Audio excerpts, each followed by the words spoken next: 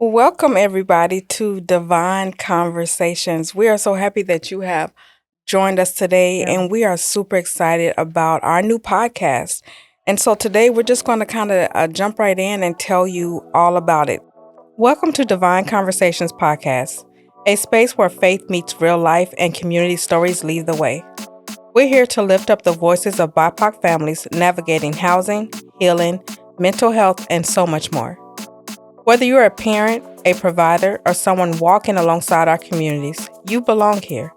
Each episode, we share honest conversations, resources, and real stories of resilience. Together, we're creating a space for healing, hope, and divine conversations, where healing begins and stories rise. So I think we would just start out by saying who we are. So I am Deyona Kirk. I'm the founder of Divine Konnections.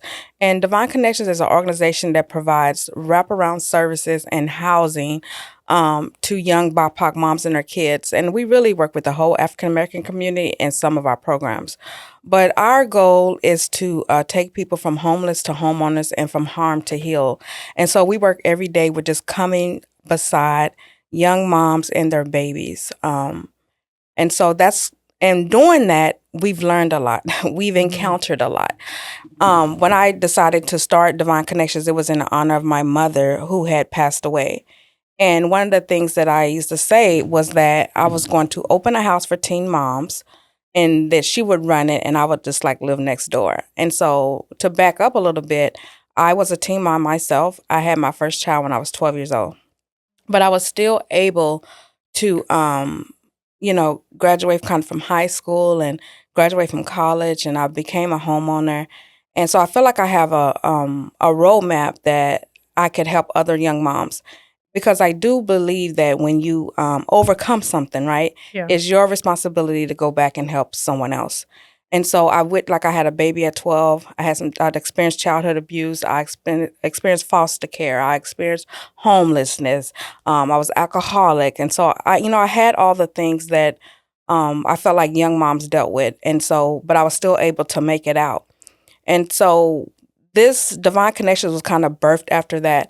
After my mom passed away in 2020, I kind of started this nonprofit in her honor to do what I said we were going to do. But I always say that the joke is that me and my daughter Tatiana are running it instead of my mom. And so that's kind of the reason why we started Divine Konnections. And that's what we do. So we just come alongside families and we help them. And so I'm going to stop right there and I'm going to let I you all love that. introduce yourself. So I'm here with Toddy and Toddy. I call TNT. And so Toddy Kirk, you want to go next? My name is Tatiana Kirk. I work with Divine Konnections. I've been with Divine Konnections, since we opened, and I've been in practically all the positions, all the spots. I know the ins and the outs and kind of the way we just flow and how we should flow to be able to serve the community in the way that we hope to serve the community. I love everything about the work, about the job. I love that it's different all the time. There's never downtime. There's never no day ever really repeats itself. I continue to do this work because both of my mothers, Deyona, my stepmother, and my biological mother are both young mothers. And they both struggled when they were young to be, strong, independent people, independent women. And they fought really hard, to get to where they are today. And so I want to be able to help other young moms fight to get to where they want to be and to reach the goals that they want to reach. So I'm Tatiana Burgum. I've been with Divine Konnections in a few roles, going on 2 years in the fall. Wow. Time really flies. And I'm a mother. I'm a wife. And, I had worked a lot with young adults professionally in the anti-trafficking space and survivors. And most of the survivors that I worked with here in the Twin Ports area were BIPOC women. And so there was no services for them. And when I really, at least when it came to housing, no specific cultural services for them. And then you came along and I kept hearing about this house specifically for BIPOC women. And then I was like, I got to meet this person who started it. So I think that's when I reached out to you and was like, I just want to, can we just talk? And you were so kind to give me some time. And then I think I made a few referrals. I wanted to become a mentor as a volunteer, which is something that anyone can do. And we really would love if anyone wants to volunteer to be a mentor. For sure. Go to our website. But yeah, and then I got connected with a mom and then just kept wanting to hear what was going on, all the things that you were working on. And you are a powerhouse, and Duluth is very lucky to have both of you and to see just how you don't take no as the answer. And you were determined to help our community. And so I saw that and I was like, I have to be a part of it in some way. So I'm lucky. I feel very honored and lucky to be part of what you all have started and we're growing quickly. And then also now being in this organization, I'm as a mother, it's absolutely heartbreaking to see some of these situations that our moms go through within the systems, and to be able to provide a safe space, but also one that's like culturally aware and sees not only the situation that they're in, but like who they are at their core, and we honor that, and that's not many places, I feel, in this, at least in Duluth. I think when you go into other bigger communities that have more services for people of color, you see that, but not in Duluth often. I think that's changing because of what we're doing, but yeah, I don't know. I feel like I could go on and on, but we will have some amazing guests coming on the show. And so I'm so excited that some of these people are people that our community has worked with and known. But to be able to see them and this like concentrated conversation is going to be fabulous. So I'm excited for this divine conversation that we're going to have. I am too. I'm super excited. And I will just back up a little bit and add that. So I founded Divine Konnections in Texas, and that's where I had my first son at 12 years old. And so I really thought that I would open this house called Annie's House in Texas, but it just wasn't working out. And I was talking to, I was in Minnesota because my kids and grandkids are here. So I have 4 kids, 5 grandkids, and everybody was still here. All of them were here except my one grandson who was with me at the time. And I was up here visiting, and I was speaking to my friend Shaquana with Family Rise Together, and she was showing me just some stats of BIPOC people in Duluth when it came to homelessness and housing and mental health and things like that. And she was like, maybe it's not working in Texas because you need to come back and do it here in Duluth. And at that point, I had left Duluth and I had been gone for like 10 years. And I was like, the devil is a lie. And so but I said, let me pray about that. And so I did. And, and I knew I needed to do it. And so I was like, well, if I'll just do this and if that works. And basically that conversation was Labor Day weekend. And I was completely like, approved by the county by October, licensed by the state in January, and we had a house by April. And it's like, I think I'm still the fastest person to open a LTH program in Duluth that fast. So that's how you know that, you were doing what you meant to do. So my first house was Annie's House, and it serves young BIPOC moms. And actually, when I opened that house, I didn't realize that I couldn't serve teens. I need a specific license. So we were just serving moms like 18 to 25. But Annie's House is now actually we are getting the license, and it's actually going to turn into a house for moms 14 to 21. Mm-hmm. And so we're pretty excited about that. We opened Annie's House in Duluth in May of 2022. And I'll just say the saddest part about those stats is that Duluth is predominantly white. And so the fact that these were the way the BIPOC people were still failing here, I just didn't get it. And so I felt like, and I believe that representation matters. Mm-hmm. And so sometimes people say, why do you only serve, BIPOC moms? And why is that who you target? Because let me say that is who we target, but not necessarily who we serve always. But it's because of that, because they're failing. When you look at the stats in any area, you will see that it's BIPOC people in Duluth that are not making it, they are struggling. And there's just we can count on one hand the amount of BIPOC Black-led nonprofits here in Duluth. And I think when I first started, it was maybe only 3 of us, but I think that that's important to say, as you listen to our conversations. And so immediately, I pretty much thought that I went to school with teen moms. I was in teen parent program Habitat with Jody. It was at Central High School here in Duluth, and they had Habitat. And so my son went to school with me every day, and I went to school with other teen moms. And so for 4 years, I was surrounded by teen moms and took parenting classes 5 days a week. That's why I laugh when people complain about one a week. It's like, I took parenting classes every day. But with that, I experienced a lot of other teen moms.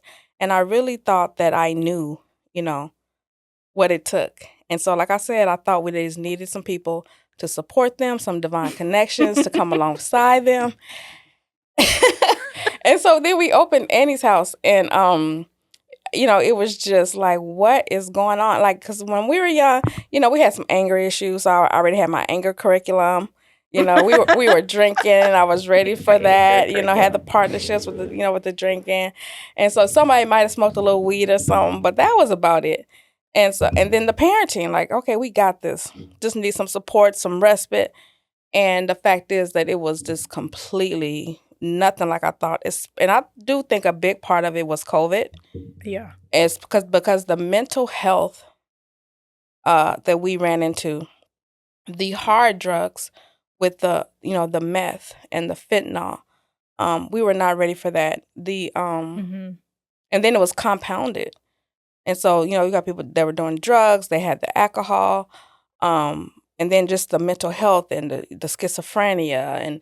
And so, it was just like, okay, this is not what I was prepared for. So, we had to get it together real quick and had to get resources real quick and get partners in real quick. And then on top of that, we started dealing with, because of all this compounded trauma, moms they didn't have their kids, or they were losing their kids, which is then how they were referred to us.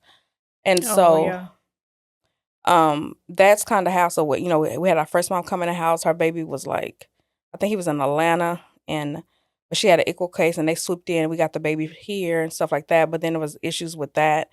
And but really, the moms that moms started calling me, Black moms, and they were taking their babies from the hospitals, and it was devastating. And so it was nothing how we thought. And so that's going to lead into some of these conversations we're going to have, because I would say that we have been successful in a lot of areas when it comes to helping moms. But I feel like as an organization, as a county, as a state, as a country, that one of our biggest failures have been the rate that Black mothers and disabled mothers lose their children. Yeah. And so that has just been devastating to me. And you will hear about this throughout these conversations that are coming up next. And so when we talked about having this podcast, it was to create resources for people, but also tell the truth about what's happening here with Black people, with BIPOC people in our community, especially in the areas of them losing their children, but then to also offer resources. Because I think a lot of times information is power, and a lot of times people don't know what they don't know, and so they don't know what to ask. And so we're going to really use this as a platform to give people information that they don't have, and resources and tools. And then this will live on in the podcast world on our YouTube, so they can always refer back to it. And I think it's to say too, important to say, I mean, we have some very strong allies in these spaces. And I think, when we talk about certain systems, it really can come across like, well, is anything good happening? And there are good people that we work with who really advocate for our families. So I do want to say that as we have these conversations, we still work within these systems really closely within our community. But there are still things that we need to get better at as a community as well. So that will be a majority of what we talk about. But again, not to say that we don't have some amazing professionals here in Duluth that we work closely with. For sure. We have some amazing partnerships. And so we're going to interview some of these partners that we're talking about. And so one of the first people we interviewed is Shaquana McIntyre from Family Rise Together. And we interviewed her because she was a former social worker here in Duluth in St. Louis County.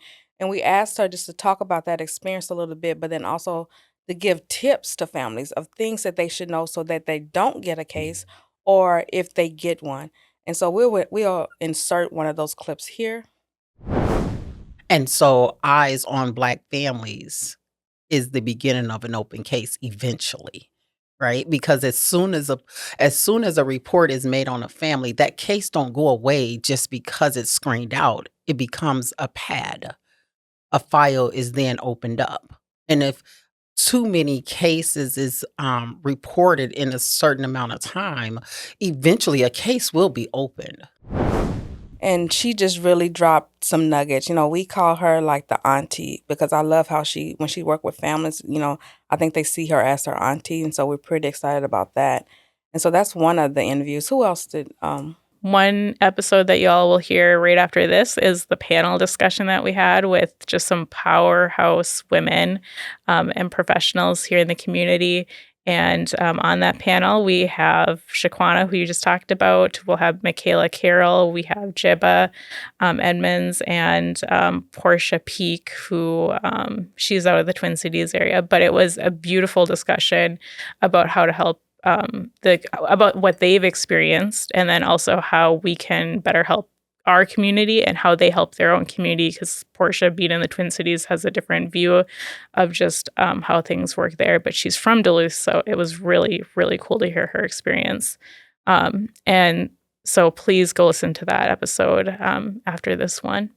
But I think today is especially difficult because so many young people are isolated and they are just within themselves. They're not talking about things. They don't have the same social groups and community that I think a lot of us did when we were growing up, because they really aren't leaving their homes. They aren't going to different social events anymore. They're not really going to the movies or to the mall or to a dance or to a community function. So I think as a result, a lot of what they experience is an isolation. And I think it just takes an attentive adult to ask some of these questions and to take interest into, things that they find important. Yes, and then Tati, you were part of our interview with Michaela. Yeah, Michaela Carroll, she's the CEO and founder of Aid for Autism. We talked a lot about how to advocate for your child, your disabled child, in the school system and in the healthcare system as well. And what you can do, like to help your child in the future, health and transition, and just other general resources out there for children with disabilities. Yeah. Me being the parent that I am, I'm like, no, you need to legally follow what's on his IEP. And what I loved about his teacher is she got a box of tools that she made for each of her students that was in her class that was specific for them. And she would call at certain times for each of her class to do things with them over the computer. That's what I loved. But do you know that teacher got reprimanded for doing that because she wasn't following the status quo? And then we also talked to Jebba, and we'll insert a couple clips here of these, but we talked to Jebba, and she was a former school teacher in Duluth, I believe, for over 10 years. Yes. And she just gave so many nuggets to parents about how to be successful at school when it came to just the routines, when it came to just talking to your teachers, advocating for your child. And so I'm really excited about that one, that interview as well. Unconscious bias has been our assumptions of what we don't know. We're all groomed into the adults in our lives, Black, white, all walks of life, of attitudes. And there's a lot of that can come into play if there's multiple kids in the same household. Oh, I had their older sibling. Oh, I had their younger sibling. And teachers do talk in the sense of prepping the new class coming in. What I've told, and I've also, fallen into, is to have that new child come into my class as a clean slate. Yeah. I know their relative or I know their sibling, but I'm going to see you as who you are coming into my classroom. And the best part about these is then they all did different series on our Divine Connection YouTube page. So be sure to check those out. Yeah. Then we also talked with Khalees Houston, who's the founder and executive director of Village Arms out of the Twin Cities area. And we had an amazing, powerful conversation with her around just the child welfare system and how it was not built or meant to protect Black families. And so there was a lot of conversation on what families can do to help each other. And then also just the amazing work she's done with policy, especially really a foundational person who worked for the African American Family Preservation Act. And she talked about that. And then the work that is still needing to happen around policy, because ultimately that's really what all of this comes down to. And so that was a really excellent conversation that I'm excited for everyone to hear.